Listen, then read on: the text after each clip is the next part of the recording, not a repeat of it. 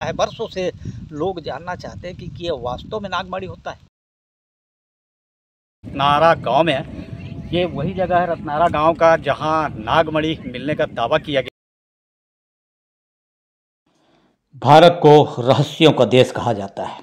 भारत को सांप और सपेरों का देश कहा जाता है। सांपों को लेके भारत में बहुत से रहस्य हैं। इसी रहस्य में एक कड़ी है नागमणि की। बरसों से नागमणि देखने का दावा किया जा रहा है, पर उस दावे को लेकर अभी तक कोई सामने नहीं आया। गोंदिया जिले के रत्नारा से एक खबर आई नागमणि देखे जाने की, और हमारी टीम उसकी पड़ताल पर निकल पड़ी। और जो चीज़ हमने देखी वो काफ़ी चौंकाने वाली थी। देखिए हमारी ये स्पेशल रिपोर्ट। 100 साल की तपस्या के बाद किसी एक भाग्यशाली नाग को प्राप्त होती है। जो नाग इसे अखंड अमरनाथ में आलोक करता है, भगवान शिव उसको इच्छाधारी शक्ति प्रदान करते हैं। लेकिन ये मणि यहाँ क्यों? इसे तो अखंड अमरनाथ में होना चाहिए। अनगणित नागों ने इस मणि को यहाँ से ले जाने की कोशिश की, मगर ये कौन सा रोड है? ये भैया बाघ नदी को भी जाता है, और ये अपन कुड़वा होते हुए अभी यानी अच्छा, और यहाँ से भी अपन आगे बाघ नदी है। बाघ नदी है आगे।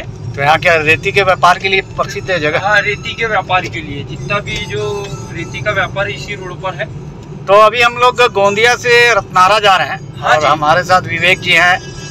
दरअसल रत्नारा में अभी 29 मार्च को नागमणि देखने की घटना हुई, उसी की पड़ताल पे आज हम लोग निकले हैं। तो ये रास्ता है गोंदिया से रत्नारा मार्ग, आगे हमको बाघ नदी पड़ेगा।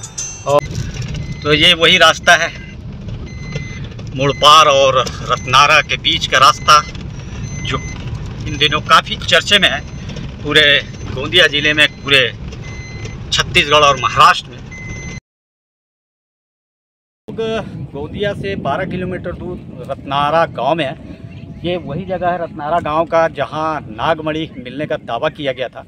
29 मार्च को गांव में, जो रत्नारा गांव है, वहां शिव महापुराण की कथा हो रही थी। और शिव महापुराण के कथा के दौरान गांव के एक व्यक्ति जो योगी धांगड़ करके हैं, उनके निवास पर एक सर्प दिखा। तो लोगों ने गांव के जो सर्प मित्र हैं शैलेश बोरकर, उनको बुलाया और शैलेश बोरकर ने उस सांप को पकड़ा और दोनों बाइक से यहाँ इस जगह पर सांप को छोड़ दिया।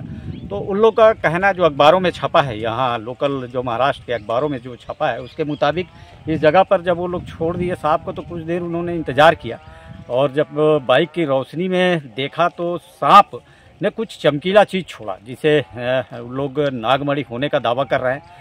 और बाद में जब वो नाग वापस आया, फिर उसने उसी चमकीले चीज़ पर वो बैठा और बाद में उसको ग्रहण कर लिया। तो ऐसी जो एक बड़ी व्हाट्सएप में, फेसबुक में एक बड़ी बात चल रही है, बड़ा किस्सा चल रहा है यहाँ का, इस गांव का, इस जगह का। ये वही पेड़ है जो मैं देखिए, यही वही पेड़ है जहाँ दावा किया जा रहा है कि इसी पेड़ पर सांप दिखा था, इसी पेड़ पर वो नागमणि दिखा था। तो लोगों ने यहाँ नारियल भी फोड़ा, और जहाँ नागमणि दिखा था वहाँ चूने के निशान भी लगाए हैं। देख सकते हैं आप, ये जगह है, चूने के निशान वहाँ और यहाँ लगे हुए हैं।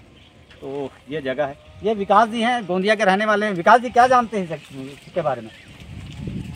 ये अब हमने भी जानकारी सुने, हम गोंदिया रहते थे तो ये हमको भी पता चला गोंदिया से 12 किलोमीटर दूरी पे कि यहाँ पे नागमणि दिखा है करके। तो हमने ऐसी जानकारी आई तो हमने भी इनको यानी फेसबुक व्हाट्सएप पर देखा, बस उसके बाद सब खबर चली।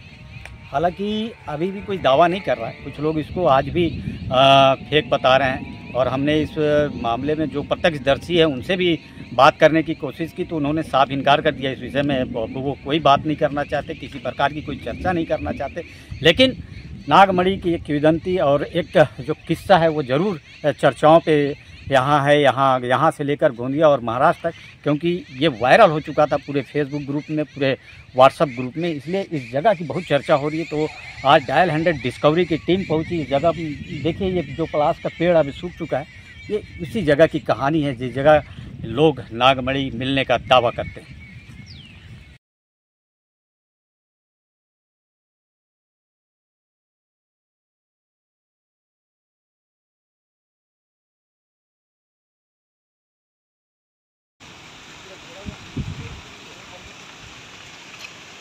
100 डिस्कवरी की टीम आज महाराष्ट्र के गोंदिया जिले के रत्नारा गांव के पास पहुंची। उस पेड़ की, उस नागमणि की, उस नाग की सच्चाई जानने पहुंची। और यही वो जगह है, ये जो रास्ता है, कच्चा रास्ता, ये रत्नारा से होकर मुड़पार के लिए जाता है। आगे बाघ नदी है, घना जंगल है, लेकिन ये जो पूरा एरिया है, गांव के बाहर का एरिया, ये खेती वाला एरिया है। आज भी यहाँ लोग चारों तरफ खेती कर रहे हैं। तो ये वही पेड़ है जो पलाश का पेड़, जो बीते दिनों चर्चे में रहा, 29 मार्च के दिन जो चर्चे में रहा, जिसकी चर्चा पूरे महाराष्ट्र और छत्तीसगढ़ में चल रही है। तो डायल 100 की डिस्कवरी की टीम आज उसी कहानी की तलाश में आई थी, लेकिन गांव का अब कोई भी व्यक्ति इस बारे में बोलने को तैयार नहीं है। गांव का जो लोग प्रत्यक्षदर्शी थे वो भी अब बोलने को तैयार नहीं है। उन्होंने भी खामोशी ओढ़ ली कि अब इस बारे में हम कुछ भी नहीं कहना चाहते। से है एक जिज्ञासा है, बरसों से लोग जानना चाहते हैं कि ये वास्तव में नागमणि होता है। नागमणि का जिक्र वराह मिहिर ने अपनी किताब बृहत् संहिता में किया है, जिसमें उस किताब के अनुसार कोई सांप यदि 100 साल की आयु पूरा कर लेता है, कोई सांप यदि 100 साल की तपस्या पूरी करके भगवान शंकर को प्रसन्न कर लेता है, तो भगवान शंकर उसे इच्छाधारी नाग होने का वरदान देते हैं और उसके बाद वो इच्छाधारी नाग नागमणि को प्राप्त करता है। तो जिक्र तो है, लेकिन फिल्मों में, कहानियों में, किस्सों में बरसों से हम इसको सुनते आ रहे हैं और आसपास को इसको देखने का दावा किया हो ऐसा दिखाई नहीं देता। एक जो दावा किया गया था गोंदिया के रत्नारा में, वो भी दावा आधी हकीकत और आधा फसाना जैसा लग रहा है।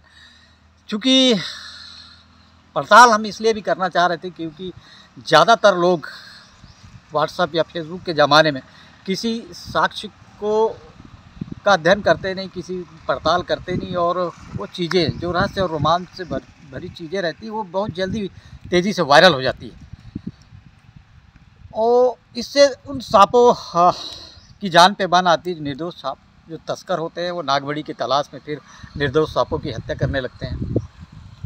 तो इन चीज़ों को प्रसारित करने से पहले, वायरल करने से पहले तथ्यों को अवश्य जाने समझे। जैसे हमने मौके पे जाके पड़ताल की तो हमें आधी एक कहानी लगी और पड़ताल आज भी जारी है। तो निश्चित रूप से हमारी ये स्टोरी, नागमणि की स्टोरी आपको कैसी लगी कमेंट्स बॉक्स में ज़रूर बताइए और हमारे चैनल को लाइक, शेयर और सब्सक्राइब ज़रूर करें। तब तक के लिए नमस्कार।